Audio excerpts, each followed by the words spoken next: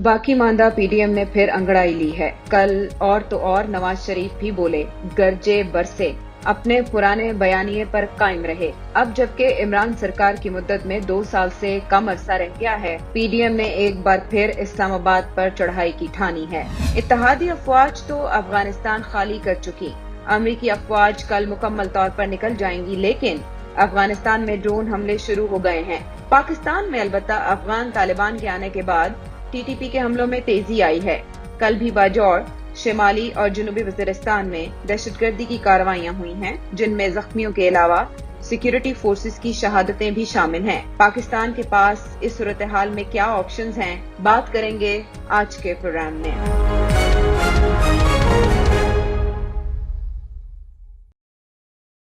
अस्सलामुअलैकुम, नजम सेठी शो में खुश आमदेद। मैं हूँ सैयद आयशा नाज, मेरे साथ मौजूद हैं नजम सेठी साहब। अस्सलाम वालेकुम।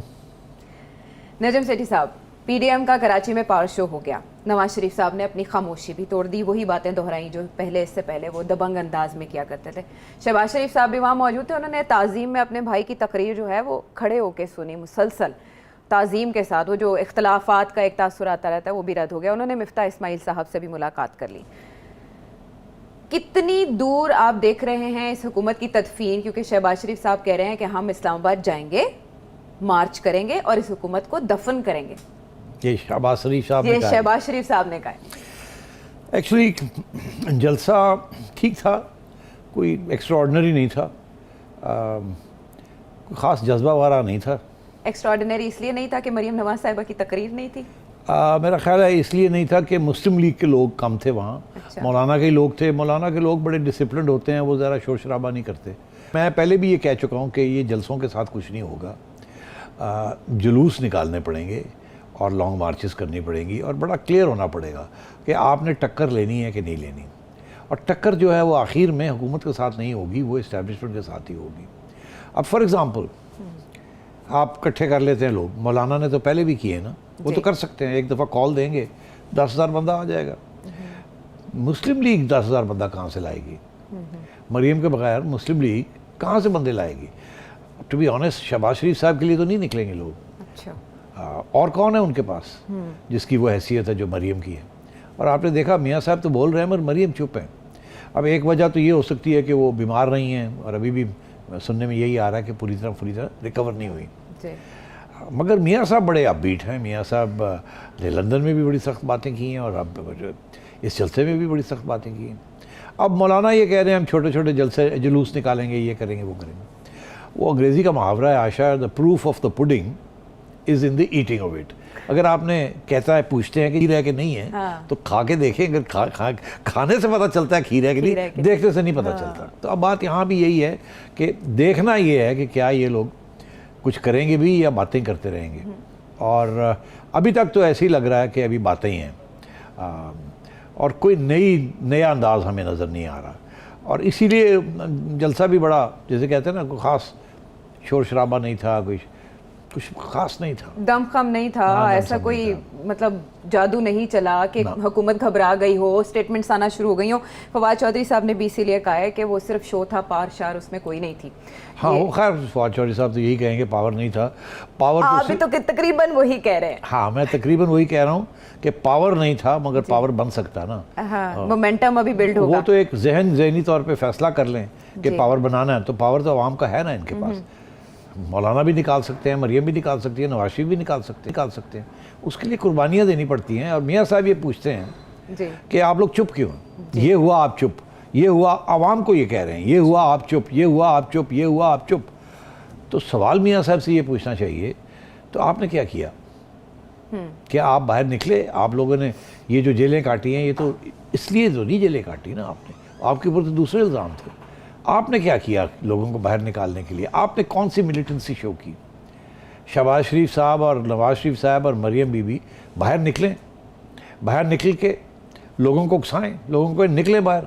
मौलाना भी बाहर निकलें, धन धना के बोलें, फिर गिरफ्तारियाँ भी दें, फिर जब गिरफ्तारी के वक्त आएगा तो तशद्दुद भी होगा उसमें जी, तो फिर लड़ें, खड़े होकर लड़ें। अच्छा, मौलाना साहब तो कह रहे हैं कि वो एक तजवीज़ जो उनका इजलास हुआ उसमें ये खबर भी सामने आई थी कि जेल भरो तहरीक की भी बातें की जा रही हैं, तो ये भी पॉसिबिलिटी है। ज़ाहिर है आगे अगर मोमेंटम बनाना होगा तो इस तरह के काम तो करने होंगे। जो सवाल आपने उठाया कि मरियम के बगैर नून लीग कैसे लोग बाहर निकालेगी, सवाल आपके सामने ये है कि शहबाज शरीफ साहब इतलात हैं कि वो शायद लीड करें, मरियम नवाज साहिबा खामोश रहें। आपने भी ये खबर दी थी पहले प्रोग्राम्स में कि शहबाज शरीफ साहब जेल जा सकते हैं। फवाद चौधरी साहब भी इशारा दे रहे हैं कि वकला से मशवरा करें शहबाज शरीफ साहब, वो तहरीक नहीं चलाएंगे बल्कि उनका कहीं और मामला जो केसेस हैं उनके नतीजे सामने आना शुरू हो जाएंगे। डू यू थिंक कि मरियम नवाज़ खामोश रहेंगी, शहबाज शरीफ साहब लेकर चलेंगे मामले को, तो बात किधर जाएगी? नहीं, शहबाज शरीफ साहब तो कोई तशद्दुद का मामला तो लेके चलेंगे नहीं। शहबाज शरीफ साहब इस्टेब्लिशमेंट के ख़िलाफ़ तो लेके चलेंगे नहीं। और मैं ये कह रहा हूँ कि हुकूमत के ख़िलाफ़ आप लेके चलें, मगर एक वक्त आएगा कि हुकूमत इस्टेब्लिशमेंट को कहेगी बचाओ हमें। अच्छा। ये आ गए हैं, ये धमकियाँ दे रहे हैं, ये कर रहे हैं, वो कर रहे हैं। अच्छा। तो फिर इस्टेब्लिशमेंट क्या फ़ैसला करेगी? तो इस्टेब्लिशमेंट जब तक हुकूमत के ख़िलाफ़ नहीं होगी, इनको आँख नहीं मारेगी कि चलो हम आपके साथ हैं, जैसे इमरान खान साहब के साथ किया था, यही हुआ था ना। इस्टेब्लिशमेंट ने आँख मारी, पै जाओ। वो और बात है, नवाज शरीफ साहब ने रोक लिया उनको, मगर वो कब तक रोका? फिर नवाज शरीफ साहब को निकाल दिया। तो अब सूरत हाल यही है कि इस वक्त इस्टेब्लिशमेंट का बिल्कुल कोई मूड नहीं है ऑपोजिशन की कोई बात सुनने को। एक तरफ तो उन्हें ये अफ़गानिस्तान की सूढ़ी पड़ी हुई है, दूसरी तरफ वो अमेरिका के प्रॉब्लम्स चल रहे हैं साथ साथ, फिर अब दहशतगर्दी शुरू हो गई यहाँ, और वो समझते हैं कि इस वक्त स्टेबिलिटी की ज़रूरत है। जो भी है वो बैठा रहे, और इमरान खान उनको तो तंग नहीं कर रहा ना। इमरान खान ने उनको कभी चैलेंज नहीं किया। जो वो कहते हैं फॉरेन पॉलिसी के ऊपर इमरान खान साहब वही काम करते हैं। और उनको जो तकलीफ़ होती है इमरान खान साहब से वो ये है कि कारकर्दगी नहीं है, अवाम खिलाफ हो रही है, और जब अवाम खिलाफ हो रही है वो इस्टेब्लिशमेंट के खिलाफ हो रही है। तो मैं ये समझता हूँ अभी तो वो वक्त नहीं आया, मगर कब आएगा, कब आएगा वो वक्त, ये सवाल मैं इसका भी जवाब नहीं दे सकता, इसका कोई भी जवाब नहीं दे सकता। हाँ, अलबत्ता आज अगर नवाज शरीफ साहब ये फ़ैसला करें और मौलाना ये फ़ैसला करें कि हमने बाहर निकलना है, गिरफ्तारियाँ देनी है, जेल भरनी है और चलने नहीं देना, और पूरी JUI को और अपने साथियों को ऑर्गेनाइज़ करें कि हमने 2 महीने ये तहरीक चलानी है। हर रोज़ हर जगह पे इतने लोग निकलने हैं, वहाँ लड़ाई झगड़े करने हैं हमने, और हमने वहाँ लड़ाई झगड़े करके जेलों में जाना है और फिर खबरें बनवानी है, हर रोज़ एक मोमेंटम क्रिएट करना है। तो फिर तो समझ आएगी कि अच्छा जी कुछ कर भी रहे हैं कि नहीं। अच्छा, मौलाना साहब ने जब लॉन्ग मार्च किया था तो उसमें एक तासुस सामने ये आया कि वो नवाज शरीफ साहब को रिलीफ दिलवाने के लिए था। आपको पता है अंदरून खाना जो बातें होती हैं, क्या अभी आने वाले दिनों में कोई ऐसी सिचुएशन बन रही थी कि जिसकी वजह से PDM ने ये दोबारा से आगाज़ किया? सेकेंड इनिंग्स है ना PDM की। इससे पहले तो वो पता है बिलावल भी कह रहे हैं कि PDM से हुकूमत को फ़ायदा हो रहा है, नुकसान कम हो रहा है। अच्छा, क्या उसकी लॉजिक क्या है उसकी? कि देखे ना, हुकूमत को तो कोई डर खौफ नहीं है, हुकूमत बिल्कुल नहीं घबराती इन जुल्सों से, हुकूमत का कोई अंदाज चेंज नहीं हुआ, ट्रैक चेंज नहीं हुआ, बल्कि उल्टा अपोजिशन के ऊपर प्रेशर आ जाता है। केसेस शहबाज शरीफ साहब के दोबारा लग रहे हैं, आपको पता है, आसिफ अली जरदारी साहब भी पेशियां भुगत रहे हैं। तो क्या आपको लगता है कि दोबारा से सिर्फ PDM कम करने के लिए खुद पे? नहीं, ऐसी नहीं बात। प्रेशर PDM शहबाज शरीफ के ऊपर प्रेशर कम करने के लिए नहीं बनी। PDM बनी है टू ओवरथ्रो द गवर्नमेंट। अच्छा, इसमें तो कोई शक नहीं। प्रॉब्लम उनका यही आ रहा है कि इस्टेब्लिशमेंट साथ नहीं दे रही, और इस मुल्क में जब तक इस्टेब्लिशमेंट के अंदर हलचल ना हो तो इस किस्म की इतनी बड़ी चीज़ नहीं होती। आप थ्रू आउट हिस्ट्री देख लें। अच्छा, जब की कोई मूवमेंट चलती है तो उस वक्त तक जब तक इस्टेब्लिशमेंट रास्ता नहीं खोलती तो वो रह जाती है। अच्छा, without Peoples Party PDM bargain की पोजीशन में कैसे आ सकती है इस्टेब्लिशमेंट के साथ? नहीं आ सकती, एक ही सूरत में आ सकती है, लड़े। किससे लड़ने का नतीजा आपने देख लिया? मियाँ साहब बाहर बैठे हुए, डजंट मैटर, आ जाएं वापस। अच्छा, आके लीड करें, जेल जाएं, मार्टर बने। अच्छा, ये इसके बगैर, कोई कुर्बानी दिए बगैर, हाथ में प्लेट में डाल के आपको पावर नहीं मिलती। अब या तो आप ये आपकी पॉलिसी होगी कि जी ठीक है थोड़ी बहुत करते रहें ताकि खबरें बनती रहें हमारी, इससे ज़्यादा क्या हो रहा है, और इलेक्शन की तरफ जाते हैं। जब इलेक्शन आएगी तो फिर हम सही तरीके से उसको कंटेस्ट करेंगे। मगर देखिए, वो तो किसी वक्त भी इलेक्शन आ सकती है, वो तो इमरान खान के ऊपर और एस्टैब्लिशमेंट के ऊपर डिपेंड करता है ना कि उनका क्या प्लान है। तो अब इन्होंने अगर उसको रेजिस्ट करना है तो फिर मार खानी पड़ेगी, मार खानी पड़ेगी, लड़ाई करनी पड़ेगी। उसके बगैर काम नहीं चलेगा। और आपको तो पता है कि नून लीग का वोट बैंक कैसा है, वोटर कैसा है, वो इलेक्शन के दिन में ही निकलता है, उससे पहले नहीं, ये हम जानते हैं। सिर्फ नवाज शरीफ साहब ही थे कि उन्होंने जीटी रोड के मार्च में लोगों को निकाल लिया था, और हमने अपने प्रोग्राम में डिस्कस भी किया था कि नवाज शरीफ साहब के अलावा इस वक्त हमें कोई ऐसा लीडर दिखाई नहीं देता जो कि लोगों को घरों से बाहर निकाले। बट दूसरी तरफ हम बिलावल को देख रहे हैं कि अगर वो हुकूमत को रगेते हैं तो साथ ही पीडीएम को भी टारगेट करते हैं। ऐसा तासुर क्यों आ रहा है कि पीडीएम बामुकाबला पीपल्स पार्टी या अपोजिशन पीपल्स पार्टी है, बजाय ये कि हुकूमत अपोजिशन हो उनकी? देखिए, पीपल्स पार्टी भी तो पीडीएम को और स्पेशली नून लीग को और मौलाना को टारगेट कर रही है। तो जब आपके ऊपर कोई अटैक आती है तो फिर आपको तो हमला पसवा करना पड़ता है ना, तो फिर आपको काउंटर अटैक करनी पड़ती है। और ये मैं समझता हूँ इसके अंदर कामयाब हो गई है इस्टेब्लिशमेंट, ये दरार डालने में, डिवीजन, डिवाइड एंड बिल्कुल कामयाब हो गई है। उन्होंने पीपल्स पार्टी को लारी लप्पा दे के और धमकी दे के, दोनों चीज़ें, लारी लप्पा भी और धमकी भी दे के, और उनको न्यूट्रलाइज कर दिया। वो न्यूट्रलाइज हो गए हैं, ये समझते हैं कि हमें तो ठीक है। वो कहते हैं जी साबोटाज कर दिया हमारा मूवमेंट, ये लफ्ज़ है उनके कि हमें बिट्रे कर दिया। अब वो इतना बड़ा इल्ज़ाम लगा रहे हैं पीपीपी के ऊपर, तो पीपीपी फिर उनको अटैक तो करेगी ना। तो इसलिए ये बड़ी अफसोस की बात है कि पीपीपी ने ये रवैया इख्तियार किया। अच्छा, पीपीपी ने इसलिए किया, उनका ये ख्याल है कि अब इस्टेब्लिशमेंट के साथ नून लीग फारग हो गई है, अब रह गए इमरान। इस्टेब्लिशमेंट के पास पीछे कोई ऑप्शन नहीं है। कल को कोई वजह से इमरान की छुट्टी कराना चाहती है इस्टेब्लिशमेंट, और वजह बन जाती है, आपको पता ही है इस मुल्क में रातों रात वजह बन जाती है। किसी को एक्सटेंशन मिली, किसी को नहीं मिली, किसी को ये हुआ, किसी को वो हुआ, और लड़ाई झगड़े शुरू हो गए तो छुट्टी हो जाती है। अब अगर ऐसी कोई सूरत हाल बनती भी है, अभी तो नहीं बनी, शायद बन जाए, अगर बनती है तो फिर इस्टेब्लिशमेंट कहाँ जाएगी? नून लीग के पास जा नहीं सकती, वहाँ तो मियाँ साहब बैठे हुए हैं, वो कहते हैं मैं आया नहीं तो मैं थोड़ी छुट्टी नहीं कराई जी। तो पीछे कौन रह गया? पीछे वही रह गया जिसके खिलाफ सबसे पहले आपने मुहिम चलाई थी। नवाज शरीफ के ज़माने में 2014 में 15 में इस्टेब्लिशमेंट ने रेंजर्स लेके पीपल्स पार्टी की ऐसी तैसी कर दी थी कराची में, भी, हाँ, आपको याद है? उस वक्त तो ये सबसे ज़्यादा करप्ट पार्टी थी। अब उसी पार्टी के साथ मिलके इस्टेब्लिशमेंट काम कर रही है। तो इसलिए पीपल्स पार्टी का ये ख्याल है कि इस्टेब्लिशमेंट के पीछे हम रहे एक ऑप्शन, जबकि इमरान की छुट्टी करानी होगी तो जब हम हैं तो क्या हम हैं, ऐसे ना हम जो हैं जी, हुक्म हाजिर जनाब। अच्छा, अब मगर अफसोस इस बात का कि मेरा ये मौक़िफ़ है कि इस्टेब्लिशमेंट पीपल्स पार्टी को भी ट्रस्ट नहीं करती। हालांकि जरदारी साहब के साथ इस्टेब्लिशमेंट के जो तल्लुकात रहे हैं, जब वो हुकूमत में थे तो जरदारी साहब ने हर काम वही किया जो इस्टेब्लिशमेंट उनको कहती थी, मगर फिर भी कुछ ना कुछ तो हो ही जाता ना वहाँ। 18वीं तरमीम तो ज़ाहिर है, तो वो ज़ाहिर है उन्होंने, जरदारी साहब ने तो अपनी तरमीम करके अपने आप को बचा लिया ना, बच के बैठे हुए हैं ना। तो इस्टेब्लिशमेंट को ये बात पसंद नहीं आई। उस वक्त उन्होंने सोचा नहीं था कि ये क्या हो गया। अब उनको एहसास हुआ कि जरदारी साहब हाथ हो गया ना, तो इस्टेब्लिशमेंट के साथ पे भारी हो गया। हाँ, अच्छा। तो अब ये सिचुएशन है, तो मेरा ख्याल है ये चलेगा ऐसे ही। एक वक्त आएगा, ये this is what I am saying, आज तो ये आपस में लड़ाई झगड़े ही चलेंगे और जिसकी वजह से दोनों कमज़ोर रहेंगे, मगर एक वक्त आएगा जब इस्टेब्लिशमेंट और इमरान खान के दरमियान कोई इशू बनेगा, जो कि बनेगा ही बनेगा, आज नहीं कल नहीं परसों। वो एक, मैं उसकी भी वजूहत है, मैं आपको बता सकता हूँ, मगर जब वो होगा तो उस वक्त पीपल्स पार्टी सलूट करके तैयार हो जाएगी। अच्छा। ठीक है, और उस वक्त शहबाज शरीफ साहब नवाज शरीफ साहब को कहेंगे तुसी बाहर बैठो, मैं ज़रा असली थोड़ा जा कर ली। हाँ, तो मैं वो अब वक्त कब आएगा आई डोंट नो। फिर इमरान खान साहब सिविल बालादस्ती का अलम उठाएंगे तो फिर इस्टेब्लिशमेंट को देखना पड़ेगा शायद, इसलिए इमरान खान साहब कहते हैं ना कि I am the only option. अभी तक यू नेवर नो कब हालात पलटा खा लें। लेकिन एक चीज़ ने बड़ा हैरान किया, जब कल ख़वातीन के हवाले से एक बात सामने आई। ऐसी बातें हम अपने पड़ोसी मुल्क अफ़गानिस्तान से तो सुनते हैं, लेकिन पाकिस्तान में इस तरह की बात सामने आना और फिर उसकी तरदीद हो जाना, लेकिन इशू तो बन गया ना, घबराहट तो हो गई।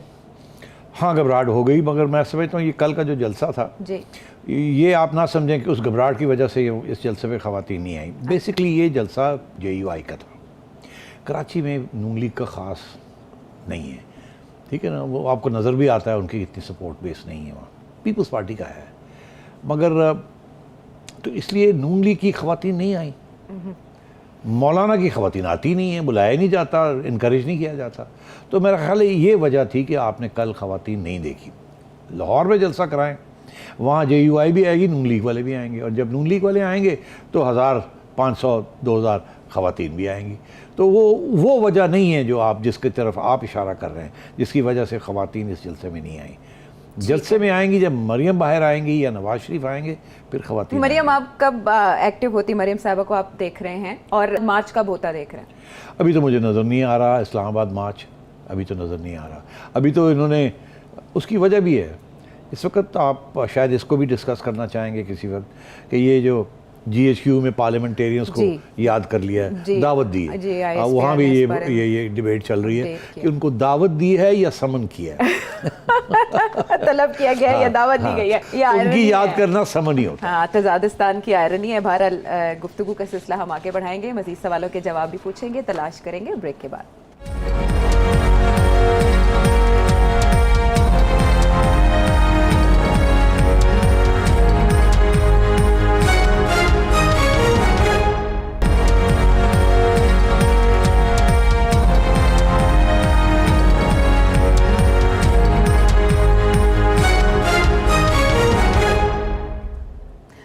Welcome back to the show. Break पे जाने से पहले पार्लियामेंटेरियंस की जो आर्मी चीफ से मुलाकात हुई है उसके बारे में हम बात कर रहे थे। आर्मी चीफ ने ये कहा है कि तमाम चैलेंजेस के बावजूद हमारी सरहदें, पाकिस्तान की सरहदें महफूज हैं, बट कंसर्न जो शो किया जा रहा है पाकिस्तानियों की जानिब से वो अमरीकी अफवाज की पाकिस्तान की सरजमीन पर मौजूदगी है।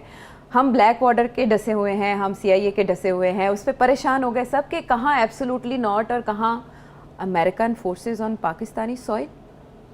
हाँ, मीन वेरी सरप्राइजिंग, क्योंकि अगर उन्होंने वहाँ से निकलना था तो वो दिल्ली भी जा सकते थे। ये अमेरिका के तो बड़े तल्लुकात हैं दिल्ली के साथ। हमें तो ये कहा जा रहा है कि क्वाड का हिस्सा है इंडिया। अच्छा, वो उठ के पाकिस्तान आ गए हैं, इस्लामाबाद में। पहले हमने सुना था कराची जाएंगे, तो अगर कराची तक जा सकते हैं तो फिर दुबई तक भी जा सकते हैं जी। तो, और वो उनके एलाइज हैं, तो जाहिर है इस किस्म के सवाल तो खड़े होंगे कि यहाँ क्यों आए हैं, कितने अरसे के लिए आए हैं। अब जो ऑब्वियस एक्सप्लेनेशन तो यही है कि जी क्योंकि बड़ी जल्दी इवैक्यूएशन करनी पड़ रही है, जहाज़ की कमी है, क्योंकि बहुत से और भी जहाज़ आ रहे हैं, इतने जहाज़ लैंड भी नहीं कर सकते, आना जाना लेना, और अब लास्ट डे है तो, और ये टाइम थोड़ा रह गया। तो अगर इनको ले जाया जाता दूर तो फिर ज़ाहिर है वक्त लगता जहाज़ का छोड़ना आना वगैरह, तो इसीलिए फौरी तौर पे उनको यहाँ ले आए हैं। और जैसे ही ये इवैक्यूएशन कंप्लीट होती है फिर यहाँ से इवैक्यूएशन शुरू हो जाएगी। एक्सप्लेनेशन तो ये दी है। अच्छा, मगर अब दो चीज़ें साथ साथ हो रही हैं। एक तो ये कि अमेरिका के अंदर भी ये लोग कह रहे हैं कि अमेरिका एक्चुअली छोड़ के नहीं गया अफ़गानिस्तान को, रीपोजिशन कर रहा है अपने आप को। रीपोजिशन इसलिए कर रहा है क्योंकि उनका ये ख्याल है कि तालिबान से अब ख़तरा नहीं है, हमें दाइश से ख़तरा है जी, और उस सबसे बड़ा ख़तरा ही दाइश से है। और ये जो पिछले 2 हमले हुए हैं वो दाइश की तरफ से हुए हैं या ISIS से कहते हैं। तो अब और उसकी वजह से इन्होंने भी शायद ये सोचा कि हमें कुछ ट्रूप्स यहाँ छोड़ देने चाहिए। खुदा ना ख्वास्ता वापस किसी किस्म की एयरलिफ्ट करनी पड़ गई या ज़रूरत पड़ गई तो दे आर नेक्स्ट डोर, हम लेके जा सकते हैं। दूसरी चीज़ ये है कि ड्रोन्स के अटैक्स जी। अब ये भी एक सवाल खड़ा हो गया कि ये ड्रोन्स आ कहाँ से रहे हैं, कहाँ से उड़े, ये कहाँ से उड़े। कहा जा रहा है गल्फ कंट्री, कोई कहता है गल्फ से आ रहे हैं, कोई कहता है सेंट्रल एशिया से आ रहे हैं, ठीक है ना। और कुछ लोगों ने ट्विटर के ऊपर ये भी बता दिया कि नहीं ये इतनी दूर से तो आ नहीं सकते, ये हो सकता है पाकिस्तान से ही आ रहे हों। मेरा अपना ये ख्याल है ये पाकिस्तान से नहीं आ रहे, मेरा ये ख्याल है ये ताजिकिस्तान वगैरह से आ रहे हैं। और हो सकता है इनके पास ड्रोन्स काबुल एयरपोर्ट के ऊपर भी, क्योंकि अभी तक तो काबुल एयरपोर्ट जो है it's in the control of the US है जी, उन्होंने कहा है कि हमने, तो हो सकता है ड्रोन वहाँ रख लिया हो और वहाँ से भी उड़ा रहे हो। It's entirely possible. तो मगर मैं ये आई एम श्योर कि पाकिस्तान से ड्रोन्स नहीं उड़ रहे। मगर जो सवाल खड़ा होता है कि ये ड्रोन्स जो हैं, ये 2 अटैक्स तो हो गई हैं और ऐसे लगता है कि तालिबान ने ओके कर दिया था। अच्छा, लेकिन उन्होंने इसकी मजम्मत की है। आप कह रहे हैं इंटरनली ओके कर दिया था, जैसे पाकिस्तान ने ओके किया हुआ था लेकिन मजम्मत हुआ करती थी। आपको तो पता ही है कि कितने साल ड्रोन्स चलते रहे और अब जो सारे डिक्लासिफाई हो रहे हैं डॉक्यूमेंट्स वाशिंगटन में, वहाँ यही लिखा जा रहा है ना कि पाकिस्तान ने तो ओके कर दिया था, मगर हम पाकिस्तान ने ये भी कहा था कि हम ओके कर रहे हैं, आप करते चलें। हाँ, तो मगर हम आपको मजम्मत करते रहेंगे, वो आप उसका फिक्र ना कीजिए, मरम्मत करते रहे, हम मजम्मत करते रहेंगे। बिल्कुल। आपको याद होगा कि एक ड्रोन स्ट्राइक ने तो तालिबान का ये जो साहब हैं, इनसे पहले जो तालिबान के अफगान तालिबान के लीडर थे, उनको ड्रोन स्ट्राइक ने असैसिनेट किया था ना। दूसरी तरफ ये है कि उनके अपने लोग कहेंगे यार ये क्या, दुश्मन तो हमारा अमेरिका था, तो ये अब अमेरिका के साथ मिलके आप अपनी अवाम के ऊपर बमबारी कर रहे हैं, तो तालिबान के लिए मुश्किलात आ गई हैं। अब इसीलिए आप अभी कह रही थी कि तालिबान ने ये बयान दिया है, ये बयानिया नया बयानिया उनका यह है कि 31 के बाद हम ड्रोन्स को भी अलाउ नहीं करेंगे। मगर बात यह है कि अगर 31 के बाद जी और भी हमले हुए, तो तालिबान के ऊपर हमले हो गए जी, या और कोई ऐसी चीज़ हो गई आउटसाइड अफ़गानिस्तान जिसका असर जो है नेगेटिव इम्पैक्ट अमेरिका के ऊपर होता है, तो क्या अमेरिका चुप करके बैठ जाएगा? मेरा ये मौक़िफ़ है वो नहीं बैठेगा चुप करके। अमेरिका ने बिल्कुल अपने प्लान्स बनाए हुए हैं और बना रहे हैं। ये जो प्रेसिडेंट बाइडन सिचुएशन रूम में बैठते हैं, आपका क्या ख्याल है? सिचुएशन रूम में कोई डिस्कशन होती है? नहीं। सिचुएशन रूम वो रूम है जहाँ जो भी डिस्कशन होती है, अगर उससे कोई मिलिट्री एक्शन लेना हो तो सारी ब्रीफिंग जो है वहाँ जनरल्स करते हैं सिचुएशन रूम में। अच्छा। ये है, ये है, ये है, ये है, ये है। तो it's also part of the discussion is also कि मिलिटरीली हम क्या एक्शन ले सकते हैं। अमेरिका हमेशा तारीख में उसने मिलिट्री एक्शन लिया है, उसकी डिप्लोमेसी बड़ी फेल हो जाती है और वो मिलिट्री एक्शन लेता है। मिलिट्री एक्शन के बाद डिप्लोमेसी शुरू करता है। उसकी ये फ़लसफ़ा है कि पहले मारो फिर बात करो, और क्योंकि इतना ओवरवेलमिंग मिलिट्री पावर है तो वो सिचुएशन रूम में बैठ के ये बातें होती हैं। अब सारा अफगानिस्तान डिस्कस हो रहा है सिचुएशन रूम में। मेरा ख्याल है ये वही फैसले होते हैं कि ड्रोन्स को चलाओ, ये करो, वो करो, और आगे भी इसी किस्म के फैसले चलेंगे। तो जो बाइडन जब ओबामा एडमिनिस्ट्रेशन में थे वो तब भी ऑन ग्राउंड ट्रूप्स के खिलाफ थे। उनका यही कहना था कि आप हाईटेक इस्तेमाल करते हुए आप टारगेट करें अपने एनिमी को। लेकिन हमने ये गुज़श्ता दिनों में अमेरिका और तालिबान के दरमियान गैर मामूली ताउन देखा है। लोग हैरान भी होते हैं कि ये भी दिन हमने देखने थे कि दोनों का वर्किंग रिलेशनशिप है। ये कब तक चलेगा आपके ख्याल में? और आपको लगता है कि देयर इज़ समथिंग सॉलिड जिस पे दोनों काम कर रहे हैं और करते रहेंगे? देखिए, तालिबान इस वक्त इंटरनेशनल रिकग्निशन चाहते हैं, तालिबान इस वक्त पैसे चाहते हैं, तालिबान इस वक्त स्टेबलाइज करना चाहते हैं मुल्क को। अमेरिका भी यही चाहता है कि आप स्टेबलाइज हों, एक ब्रॉड बेस्ड गवर्नमेंट बने, और उसके बाद हम आपको रिकग्नाइज कर लेंगे। अमेरिका, चाइना, रशिया इस वक्त सारे यही चाहते हैं कि स्टेबलाइज हो जाए अफगानिस्तान। अलबत्ता एक नई कंस्पिरेसी थ्योरी भी आ गई है, वो ये कि चाइना चाहता है, रशिया चाहता है, पाकिस्तान चाहता है, ईरान चाहता है कि ये स्टेबलाइज हो जाए, क्योंकि सबका फ़ायदा है इसके अंदर। चाइना का फ़ायदा है, सिपेक जी उधर निकल जाएगा, पाकिस्तान का भी उस सिपेक का अंदर फ़ायदा है, रशिया और ईरान वो यही कि जी हमारे, और चाइना का तो फ़ायदा ही फ़ायदा है, और ये कि जी हमारे यहाँ एक्सपोर्ट नहीं करेंगे आप टेररिज्म। फ़ायदा किसका नहीं हो रहा? अमेरिका का। ये जो सब कुछ डेवलपमेंट जो कुछ होगी, मिनरल एक्सप्लोरेशन होगी, ऑयल एंड गैस होगा, ये रूस और चाइना बेनिफिट करेंगे ना। या तालिबान करेंगे, या पाकिस्तान करेगा, या ईरान करेगा। तो अमेरिका को क्या फ़ायदा? तो अमेरिका तो शायद मेरा ख्याल है क्योंकि चाइना का प्रॉब्लम है, तो अमेरिका तो यही चाहेगा कि जो एंटी चाइना ग्रुप्स हैं बेस्ड इन अफ़गानिस्तान, उनको सपोर्ट किया जाए। अच्छा, और जो अलकायदा है और दाइश है वो एंटी अमेरिका है, और वो एंटी पाकिस्तान भी है, एंटी तालिबान भी है। तो ये सिचुएशन काफ़ी कॉम्प्लेक्स है इस वक्त। इस वक्त सबकी कोशिश होगी कि किसी तरीके के साथ तालिबान के साथ बराह रास्त कोई डील्स हो जाए, ताकि सब अपने अपने इंटरेस्ट को बढ़ा सकें। तालिबान ने ये जो स्टेटमेंट दिया ना आयशा ने, कि जी हम चाइना अपने उगर्स का जो मसला है वहाँ डोमेस्टिकली सॉर्ट आउट करे, पाकिस्तान को भी इशारा हो गया कि जी आप बातचीत करें, ठीक कर लें, हम आपकी कोई हेल्प नहीं कर सकते टीटी के बारे में। ये है कि हम कुछ आपके साथ बैठ के बात करते हैं कैसे होगा, मगर हम नहीं किसी के खिलाफ एक्शन लेंगे। ये तो कह दिया ना उन्होंने, 2-3 इंटरव्यूज आ गए हैं। ठीक है, लेकिन उन्होंने कहा, हमने कहा है कि भाई आप अटैक ना करें, अफगानिस्तान की सॉइल इस्तेमाल करते हैं।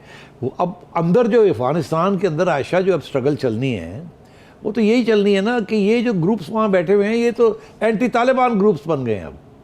बिकॉज तालिबान अगर बन गए हैं बड़े रीजनेबल, मॉडरेट, और वो ब्रॉड बेस्ड हुकूमत बनना चाह रहे हैं, तो उन्होंने तो अपनी इनकलाबी जो इस्लामिज्म थी वो तो छोड़ दी ना। ठीक है, इनके इन ग्रुप्स के लिहाज से ये तो एक्सट्रीमिस्ट ग्रुप्स हैं। और ये भी मैं आपको बता दूं, ये जो सारी पाइपलाइन है ना, ये अलकायदा की और दाइश की, ये सीरिया से आ रही है।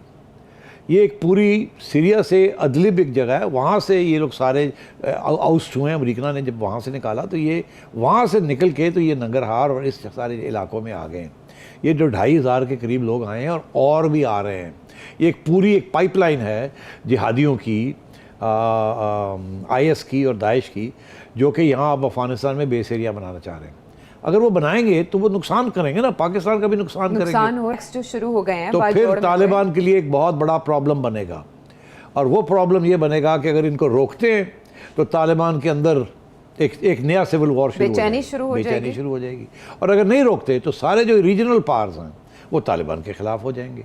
और मेरा ये कहना है कि इस वक्त जो तालिबान की मॉडरेट लीडरशिप है, जो सारे बड़े मॉडरेट्स बन रहे हैं ना सारे जी, मेरा ख्याल है ये लीडरशिप को आगे आप देखिएगा 6 महीने के अंदर अंदर इसको बड़ा ख़तरा होगा। कल कार्रवाई हुई, उस पर पाकिस्तान ने प्रोटेस्ट तो किया, लेकिन किससे किया होगा और क्या कार्रवाई का मुतालबा करेगा? क्या यही तो इशू है। जब ये जाएंगे तालिबान के पास प्रोटेस्ट करने के लिए जी, जैसे ये जाते थे गनी के पास जी, कि जी रोके इनको, आप कुछ नहीं कर रहे, तो वो इसलिए कुछ नहीं करता था, वो चाहते थे कि पाकिस्तान को सबक सिखाया जाए, बिकॉज पाकिस्तान गनी को नहीं सपोर्ट कर रहा था, तो वो भी इनको इस्तेमाल करते थे। इसी तरीके से आप तालिबान जो हैं वो भी तो एक आपको लेवरेज चाहिए ना उनको, वो भी तो कहेंगे ना जी पाकिस्तान हमें रिकग्नाइज़ करवाओ, हमें ये दो, हमें ये रूट खोलो, हमें ये करो।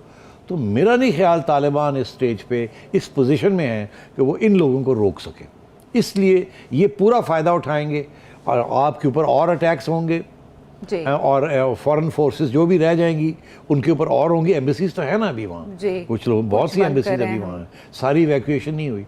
जब ये सारी इवैक्यूएशन हो जाएगी फिर भी टारगेटिंग होगी यहाँ, और तालिबान की वो टारगेटिंग नहीं करेंगे, वो टारगेटिंग करेंगे फॉरेन एलिमेंट्स की जो भी वहाँ हैं, जिसमें पाकिस्तानीज भी हो सकते हैं, यूरोपियंस हो सकते हैं, जर्नलिस्ट हो सकते हैं। तो ये अभी सिचुएशन और कॉम्प्लेक्स होने जा रही है। तो जाते आपने ये छेड़ी थी बात कि ये जो याद किया पार्लियामेंटेरियंस को, देखिए ये ब्रीफिंग क्या है, ये कोई पहली ब्रीफिंग है क्या? कि इतने हालात बदल गए हैं कि एक और ब्रीफिंग की ज़रूरत थी? ब्रीफिंग्स तो पिछले 3 महीने से हो रही हैं, कभी सहाफ़ियों को बुला के ब्रीफिंग हो जाती है, कभी वहाँ जाके ब्रीफिंग हो जाती है, कभी पार्लियामेंटेरियंस आ जाते हैं, कभी गवर्नमेंट आ जाती है, कभी ऑपोजिशन आ जाती है। तो इस ब्रीफिंग में स्पेशल बात क्या थी? क्या थी खास बात? क्या थी खास बात? क्या थी?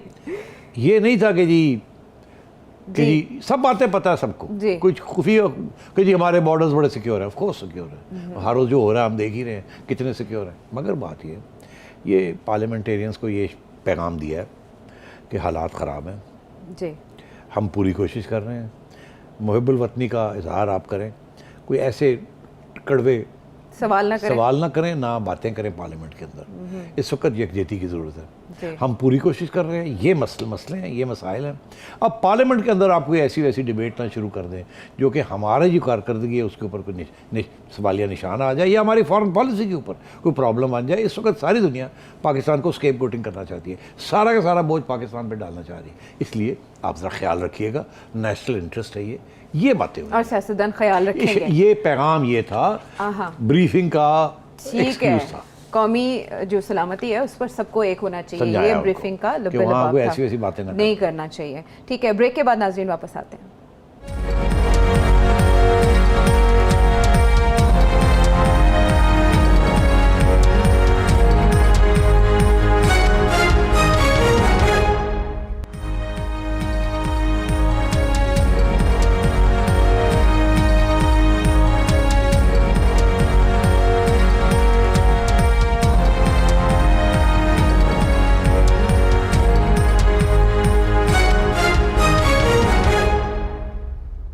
Welcome back. और अब शामिल करेंगे कि आप नजम सेठी साहब से क्या जानना चाहते हैं। मेरा सवाल ये है कि कुछ दिन पहले कुछ सहाफ़ी जस्टिस फायद ईसा के पास दरख्वास्त लेके गए और उन्होंने असकुद नोटिस ले लिया, और जब चीफ जस्टिस ने वही सेम नोटिस लिया तो सब सहाफ़ियों ने अपनी दरख्वास्तें वापस ले ली। ज़रा खुल के बताएं कि किसके साथ क्या खेल हो रहा है, ये बिहाइंड द कर्टन चीज़ें कैसे चल रही हैं? खुल के बताएं गुड वन। बात यह आपने देखा जो सहाफ़ियों ने आपने पिटीशन वापस ले लिया, उन्होंने भी खुल के बात नहीं की। उन्होंने सिर्फ ये बात कही है कि हम वापस ले लेते हैं, मगर जो कहना चाह रहे हैं वो यही कि हम आप पे हमारा एतमाद नहीं है, हमें आपसे इंसाफ की उम्मीद नहीं है, ये कहना चाह रहे हैं। वो कह नहीं सकते because it will be contempt of court. अच्छा, अब बात यह, मैं तो नहीं ये कह रहा, मैं तो इंटरप्रेट कर रहा हूँ कि वो क्या कहना चाह रहे हैं जो कह नहीं सकते। अब बात यह है कि क्यों ऐसे हुआ ऐसे कि जैसे आपको पता है कि 5 सहाफ़ियों ने ये पिटीशन की, रजिस्ट्रार साहब ने इनकार कर दिया लेने से। रजिस्ट्रार साहब वही हैं जो कि, मैं हकीकत बता रहा हूँ, ओपिनियन नहीं दे रहा, वो हैं जो कि प्राइम मिनिस्टर साहब के ऑफिस पे काम करते थे, उनको रजिस्ट्रार बना दिया गया ताकि इस किस्म की पिटीशन से उनको रोक लिया जाए। खैर, तो वो फिर सहाफ़ी ने सोचा कि यहाँ काजी फायद ईसा साहब के एक बेंच है, वहाँ बात हो रही होगी तो वहाँ खड़े होकर बात करेंगे। जो उन्होंने किया, काजी साहब ने और उनके साथी ने उसका नोटिस लिया और सुबह नोटिस लेके नोटिस इशू कर दिए, FIA को इधर उधर कर दिए। अब हुआ क्या, ज़ाहिर है पसूड़ी पै गई कि यार ये क्या हो गया, तो गड़बड़ ना हो जाए। तो एक्टिंग चीफ जस्टिस साहब बंदयाल साहब ने एक फाइव मेंबर बेंच बना दिया कि जी ये देखते हैं कि आप ये सुओ मोटो नोटिस ले भी सकते हैं नहीं, या ये सिर्फ चीफ जस्टिस का हक है। तो उन्होंने बैठ के पहले तो उन्होंने कहा कि काजी साहब का ऑर्डर जो है वो उसको इन अबेंस कर दिया। अब इन अबेंस का हमें समझ नहीं आती मतलब क्या है। उसके बाद 5 मेंबर बेंच ने उनका ऑर्डर ही फारग कर दिया, डिसमिस कर दिया, मतलब डिस्पोज ऑफ कर दिया। पहले वो इन अबेंस कर दिया और उसके बाद उसको फारग कर दिया। और इन्होंने कहा 5 मेंबर बेंच ने, जिसमें काजी साहब को नहीं इंक्लूड किया और वो दूसरे जज साहब को नहीं इंक्लूड किया, उसमें ये कहा कि जी ये सिर्फ चीफ जस्टिस साहब ये सुओ मोटो नोटिस ले सकते हैं। उसके बाद क्या हुआ कि ये जब फारग हो गया तो फिर इसी केस को रिवाइव कर दिया एक्टिंग चीफ जस्टिस साहब ने और एक 3 मेंबर बेंच बना दिया। और ये 3 मेंबर बेंच वही है, उन 5 में से वो 3 लोग हैं जिन्होंने पहले फैसला किया था कि इसकी छुट्टी करानी है इस केस की, अब उन्हीं के आगे एक वही केस लगा दिए। तो इसलिए मेरा ख्याल है कि इस किस्म की समरसॉल्ट्स हो रही हैं, कलाबाजियाँ हो रही हैं। देखिए आर्टिकल 184(3) जो है बड़ा वाज़ेह है, वो ये कहता है कि supreme court can take suo motu notice. अब supreme court is not the chief justice, supreme court is all the 17 judges, any one of them or all of them or some of them। सिर्फ ये supreme court से मुराद जब होती है वो ये नहीं होती chief justice. Chief justice is an administrative post. तो अब बात ये है कि ये तो फिर फैसले तारीख ही करेगी। जज हज़रात ख़ुद भी कहते हैं कि जी हिस्टोरियंस फैसला करेंगे, मगर आजकल के हालात में जो नज़र आ रहा है वो तो ये है कि 5 सहाफ़ियों ने एक पिटिशन की थी, 2 जजेस ने उसकी एक्सेप्ट किया और ऑल ब्रदर जजेस आर इक्वल। उसके बाद एक्टिंग चीफ जस्टिस साहब ने वो मामला जो है उसको गोल कर दिया, पहले ख़त्म किया फिर किसी वाले कर दिया, और अब ये समझ रहे हैं कि जी हमें बुलाया जाए और ये उन्होंने कहा जी हम आप पे एतमाद ही नहीं है। तो ये जिन सतूनों का आप तस्करा करते थे वो लरज़ रहे हैं। बहरहाल बिहाइंड द कर्टन्स क्या चल रहा है, इस सवाल का जवाब तो मिल गया होगा। अब अगले सवाल की तरफ चलते हैं। अस्सलाम वालेकुम सेठ साहब, मेरा नाम मदाना अफसान अली है और जब से मैं पैदा हुआ मैं पंजाब में रह रहा हूँ। अभी कुछ ही दिनों पहले की बात है कि मुझे पता चला कि पंजाब में बहुत ज़्यादा तरक्की हो रही है। पहले तो शहबाज शरीफ साहब के खौफ की वजह से ब्यूरोक्रेसी काम कर रही थी, लेकिन अब कुछ नहीं होगा। और खान साहब इस बात पे क्यों बजीते हैं कि वो कहते हैं कि पंजाब में तरक्की हो रही है, जबकि उनको किसी बात की समझ नहीं आ रही। पंजाब की तरक्की का राज बताना है आज। देखिए आज ये जो सेलिब्रेशंस हो रही हैं 3 साल में हमने क्या क्या किया है, उससे पंजाब हुकूमत ने भी सप्लीमेंट्स और एडवर्टाइजमेंट्स निकालने शुरू कर दिए। आज मैंने 40 सफ़े का एडवर्टाइजमेंट एक बहुत बड़ी अंग्रेज़ी की अखबार है उसमें देखा। जब मैं देख रहा था कि यार इसमें क्या है, तो उसमें मेरा ख्याल है 4-5 सफ़े तो थे जिसमें कुछ पंजाब हुकूमत की मिनिस्टर साहिबान ने कोई बातें की थी कि हम ये करने जा रहे हैं, हम ये करने जा रहे हैं, हम ये करने जा रहे हैं। ये नहीं कि क्या किया है, हम ये करने जा रहे हैं। और बाकी तो वैसे ही आर्टिकल्स थे इधर उधर के, जिसका पंजाब के साथ इतना ताल्लुक ही नहीं था, जैसे एक सप्लीमेंट में होते हैं उस किस्म के आर्टिकल्स।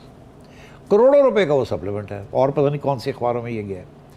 तो अब बात यह है कि पंजाब में हो क्या रहा है।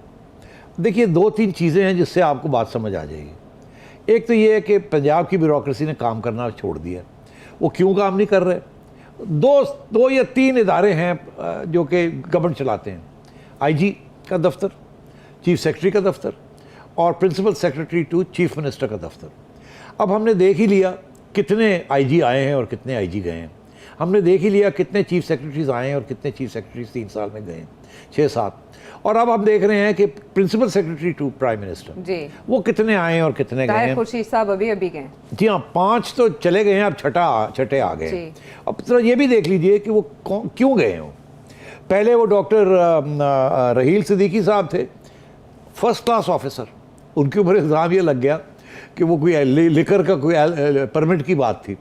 दरअसल वो परमिट किसी ने इजाज़त दी थी और फॉल गाय जो था वो अपने PS CM को बना दिया कि जी वो क्या आपके ज़रिए ये हुआ। हाँ, नैब ने इंक्वायरी की, वो इंक्वायरी वहीं ठुस हो गई, क्योंकि उनको पता है नैब को भी कि ये कहाँ जाना है कहाँ नहीं जाना, मगर अब कहाँ जाएं। तो वो बेचारे डॉक्टर साहब भी जो हैं वो फारग हो गए हैं। ना इंक्वायरी है उनके खिलाफ और ना ही चीफ मिनिस्टर के खिलाफ कुछ इंक्वायरी। आपको याद होगा चीफ मिनिस्टर को भी बुला के सलाम दुआ ले ली थी नैब ने। मगर जाहिर है कैसे उधर शहजाद अकबर साहब बैठे हुए हैं नैब को चलाने के लिए, तो कैसे ऐसी इस किस्म की बात आगे बढ़ेगी। उसके बाद डॉक्टर शुएब आए, वो भी बड़े अच्छे अफसर थे। उनकी भी छुट्टी हो गई, वो भी शायद इस किस्म के ऑर्डर्स मानने से इनकार कर रहे थे। और ये भी सुनने में मुझे आया था, चिड़िया की खबर थी, वो तो इतने मायूस थे कि उन्होंने सोचा कि मैं रिज़ाइन ही कर देता हूँ सिविल सर्विस। फिर उन्होंने उनको ले गए वहाँ इस्लामाबाद, और वहाँ जाके वो फेडरल गवर्नमेंट में उन्होंने ज्वाइन कर लिया। साजिद दाल साहब आए, यही हुआ। इफ्तिखार साहू साहब बहुत अच्छे अफसर, और ये इनकी रिकमेंडेशन आई थी इस्टेब्लिशमेंट की तरफ से। Most of these officers had approval of establishment. उनका ख्याल था कुछ करें तो सही, यहाँ बड़ी बुरी हालत है। वो अच्छे बंदे आते हैं तो चीफ मिनिस्टर साहब जो हैं उनको कहते हैं ये करो ये करो ये करो, इसको ये ट्रांसफ़र करो, इधर करो। वो कहते हैं ऐसे काम कैसे चलेगा। तो खैर उनकी भी छुट्टी हो गई, वो भी चले गए। उन्होंने कहा यार मेरे पास की गल नहीं, वो भी चले गए, जाके फाइनेंस सेक्रेटरी बन गए थे उसमें। ताहिर खुर्शीद साहब पीके, ओहो बड़ी शोहरत जनाब, उनके बेटे सन इन लॉ वो सियालकोट की इलेक्शन भी जीते, और बड़ी टीके की थी जनाब, वो हर चीज़ जो है ना उनके हाथ में है, ये कर रहे हैं वो कर रहे हैं। इमरान खान साहब ने 2 दफ़ा उनको याद किया, आ जाओ इधर, क्या कर रहे हैं आप। वो कहा जी मैंने क्या करना है, वो जो जिनको आपने लगाया हुआ है। 2 दफ़ा बुलाया, कहा नहीं आपने ठीक करना है, ना बात माने। कैसे ना बात माने। उन्होंने कुछ अपने छोटे मोटे काम करा लिए और कुछ चीफ मिनिस्टर के करा लिए, फिर देखा कि वक्त आ गया निकलने का, कोई और गड़बड़ ना हो जाए, वो भी सलाम दो लेके निकल गए। अब आए आमिर जान साहब, अगेन बहुत अच्छी रेपुटेशन, ऑनेस्टी, इंटेग्रिटी। देखना ये कितनी देर चलते हैं। मैं आपको बता दूं मोटी बात, हाँ। डीसीज के रेट, डीसीज के दफ्तर बिक रहे हैं जी। पहले होता था ना एसएचओ के दफ्तर बिकते थे, अब डीसीज के। मुझे एक मिनिस्टर साहब कहने लगे खुद कि जो मेरे इलाके में जो डीसी है उसने इतने पैसे देखे वो वहाँ लगा।